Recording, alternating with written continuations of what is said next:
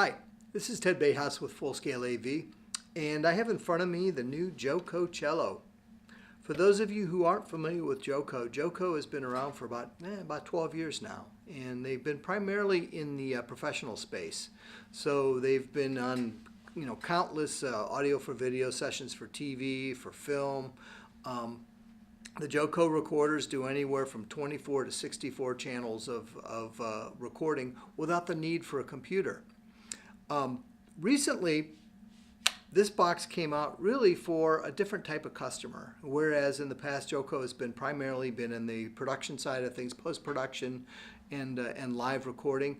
This is our first kind of more entry-level interface for Mac or for PC. There's a couple things that are unique about it, one of which is that this is not unlike the 149 or the 299 interfaces that you see everywhere. This is a is 1125, so this is not the cheapest interface on the marketplace. But what this interface is a truly professional, very, very high quality preamp and an A to D and D to A stage. So it's basically a broadcast quality or better than broadcast quality preamplifier combined with a very, very tweak A to D and D to A stage. So the sample rates on here go all the way up to 384K. And so for people that want to have just the maximum quality on the A to D stage of this interface definitely delivers. The box itself is pretty simple. It's just a really nice, as you can see right here, it's a very nice piece of brushed aluminum with a metal front and back on it. It has on the front panel, if we go over here and take a look, you can see we've got two mic inputs, and these mic inputs are 80 dB of dynamic range. So what's great about this is that you can use these with ribbon microphones, you can use them with a lot of microphones that need a ton of gain to them.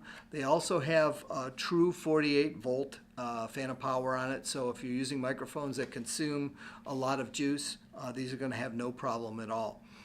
In order to make the A to D stage as flat as possible and to get it as quiet as possible, everything on the front panel here, as you look here for your things like your filter, your 48 volt, your pad, all this stuff are all on relays.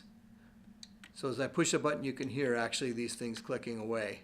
This is also controllable via the software. There's a little remote control software that runs on a Mac or a PC that allows you to make these changes remotely from the computer. There's a very nice little LCD that just gives you the current status of the interface, and it tells you a little bit about what's going on the inside of it. You have, for I/O on here, you have two mic inputs on the front. You have an instrument input right here. You have a built-in talkback mic, which is very nice, and it has its own channel so you can control the level of it. On the back side, you'll see that you have on the back here two inserts. So these are insert sends, and they're direct insert sends, and then two more line level inputs above and beyond the front two channels on the universal jacks. And these can be used as inserts, or you can just use these as an additional set of inputs going into the interface. There also is SP diff on here, and then you'll see there's an additional two ADAT light pipe inputs on this as well. And so these can either be used in single 1x mode, so if I want to run them at 44 or 48, I can run them that way, or I can run them at 2x mode and use SMUX to make this at 96K on the light pipe input. Also, on the back panel here, you have your power supply on this, and since these are such high gain mic pre's on here, you do need to use an external 5 volt power supply. The one that comes with it is actually terminates to a USB jack, so if you have like an iPad or something like that, something that has at least 1.5 amps, you can actually power this interface from the USB charger if you want to. And then last but not least, there's a USB that just goes to whatever Mac or a PC. All right, so that's the back panel, and as you can see, our outputs are all here. I'm going to turn around the front here and cover a couple more things that are kind of cool on here. First of which is that you have, in addition to the main mix output, which is controlled from this control right here, I also have two separate headphone outputs that are on the front panel here. And I have two separate control knobs on the top, so I can set the level for each one of those. In the JoeCo control software, you can actually set up a separate headphone mix for each of those outputs, separate from the main output, separate from the SPDIF digital output. So you can make a couple different sets of output mixes on this for various headphone setups.